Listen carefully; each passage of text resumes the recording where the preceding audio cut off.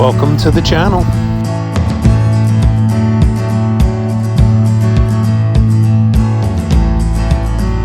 This is City Dad Farming.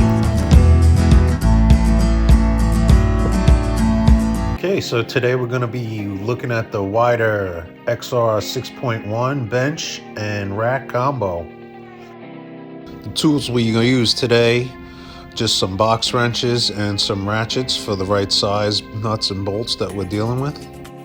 The cutters and the screwdriver were just for opening the box.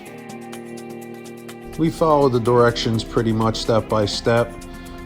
No extra nuts or bolts were provided with the unit, so make sure that you're careful unpackaging each section of the cardboard because you will need every nut and bolt to complete this project.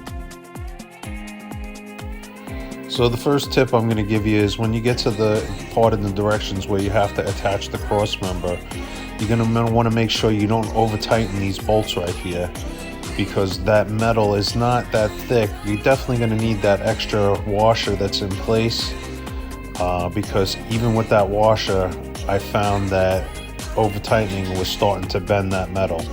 So you proceed with caution in that section.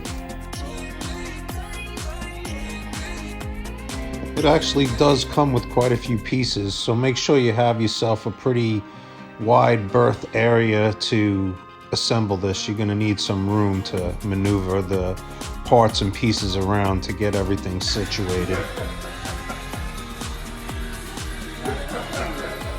The next part of the installation you're going to want to pay attention is to not over tighten the nut and bolt that does the swivel for the leg press.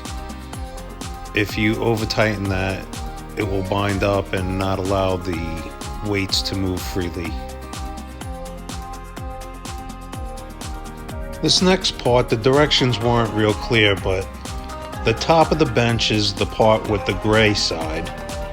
The back brackets has the hole that goes on the bottom so that the bench will swivel properly when you assemble it to the main rod.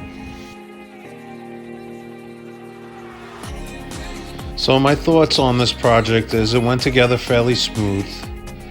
Didn't really run into any kind of issues or anything of that nature.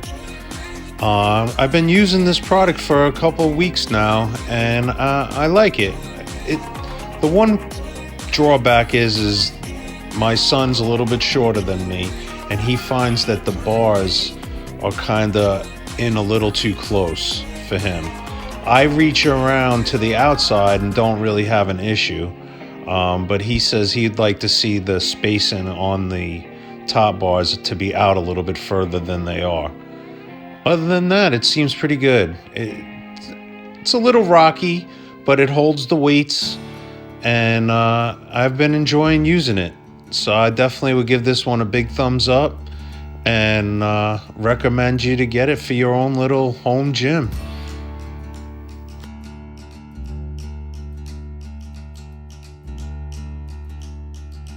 So that brings us to the end of another video.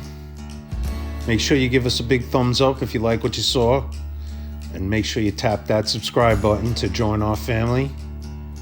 Thank you again for watching, and we'll catch you in the next one.